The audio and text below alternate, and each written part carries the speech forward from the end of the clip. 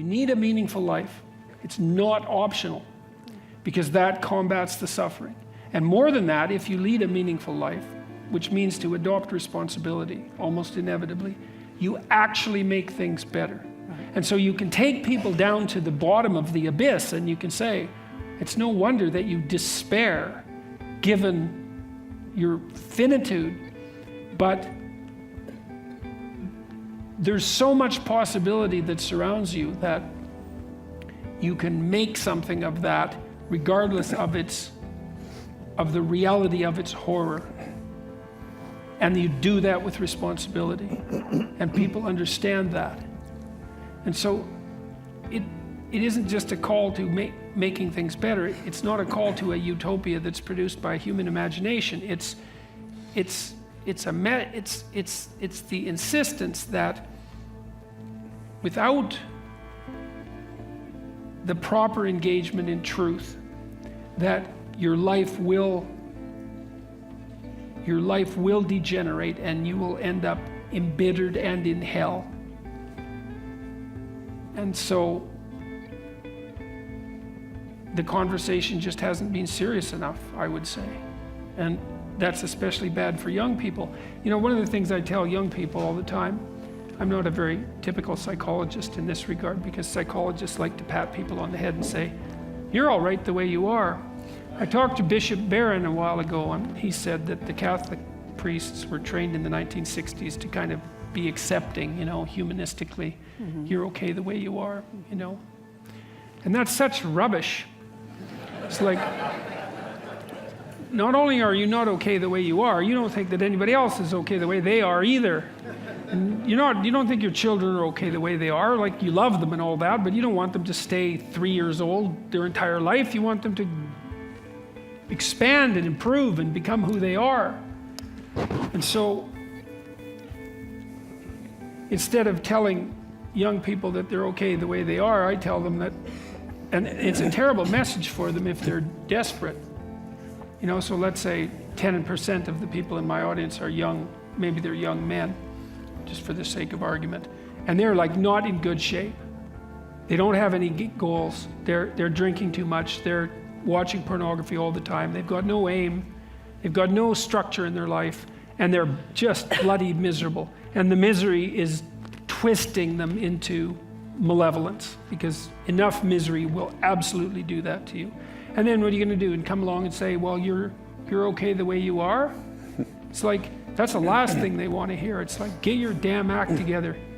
You know, you got things to do, and they're going to be difficult. And that there's an echoing Christian message in there, I would say, which is you pick up the weight of your suffering voluntarily, and you walk uphill with it.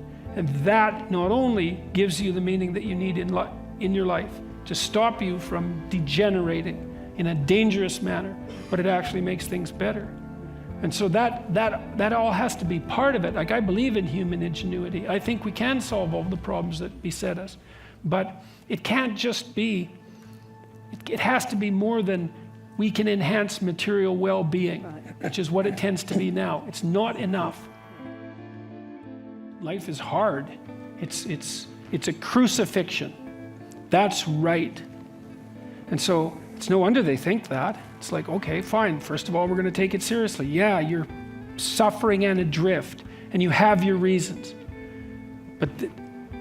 So you take those reasons seriously, and you say, despite that, there's more to you than you think. And you know that too, because you upbraid yourself for not manifesting it.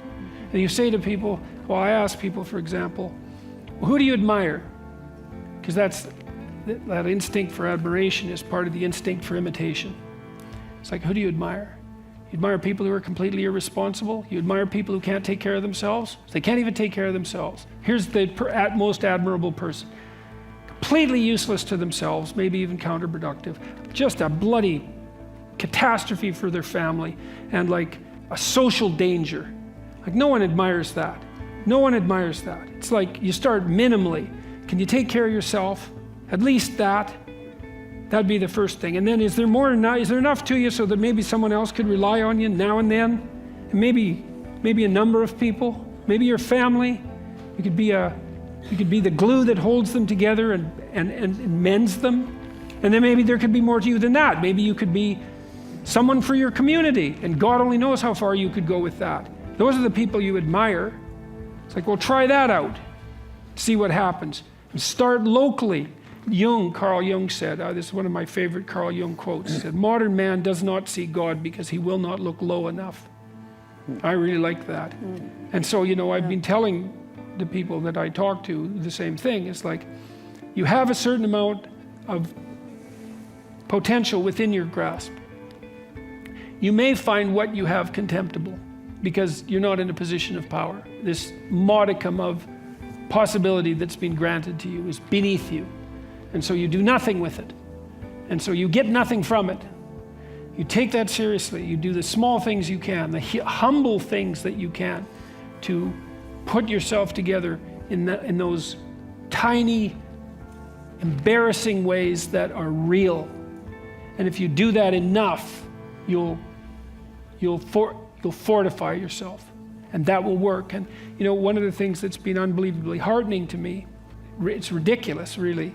Normally now, if I go out during the day, if I go to any city, I've been to like 150 cities in the last year, and if I'm walking around on the street or in an airport, someone will come up to me about every 10 minutes or so, and they'll say the same thing. They always say the same thing. They first of all apologize for bothering me, and they're very polite. So all my interactions with people, you'd never guess this from like my reputation in the press, but all my interactions with people in public are unbelievably positive. And the people will come up and say, I was in this small domain of hell a year ago or 6 months ago, whatever it is, addiction, alcoholism, I wasn't getting along with my family. I've been living with my girlfriend for 5 years and we were stuck. I didn't have any direction for my career. I was nihilistic, I was whatever. All the different ways that people can fall into a pit and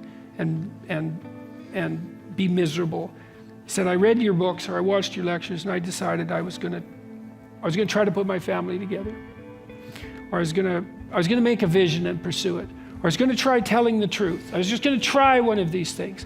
And things are way better, way better. And sometimes it's a father and a son, or sometimes it's a son and a daughter, or it's a girlfriend and a boyfriend, and the girlfriend's very happy usually because her boyfriend has straightened up substantially, and maybe they're getting married and like he's half civilized at this point. But it's an unbelievably positive thing to see, and it's a real thing. It's like it's so interesting to watch the fact that all people have to do is put some of these things into practice, and all of a sudden that little modicum of potential that they had, because they got humble enough to deal with it properly, starts to expand and expand. And like I believe, and I do believe this, and I think this is part of the Christian message fundamentally, is that there's actually no limit to that expansion. Because in some sense, like we are this weird combination of finite and infinite. Like we're related to the infinite in some manner, obviously, because the infinite exists and here we are, and so we're related to it in some manner, and I don't know what manner that is, but I don't know what the limits are. It's like if you were the best person you could be, truly, if you decided to live by truth and to aim at the good, and you really did that, you put your whole heart and soul into it, that's what you were staking your life on, because you're staking your life on something. Who the hell could you be? And no one knows, You know perfectly well you could be far more than you are.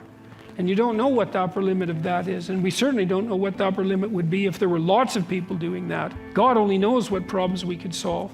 There's lots of suffering and misery in the world. Plenty. And it's no wonder that people get bitter. But God, as you pointed out before, we've got no shortage of ingenuity and possibility. And if we were serious about making things less wretched than they are, who knows what miracles we could pull off.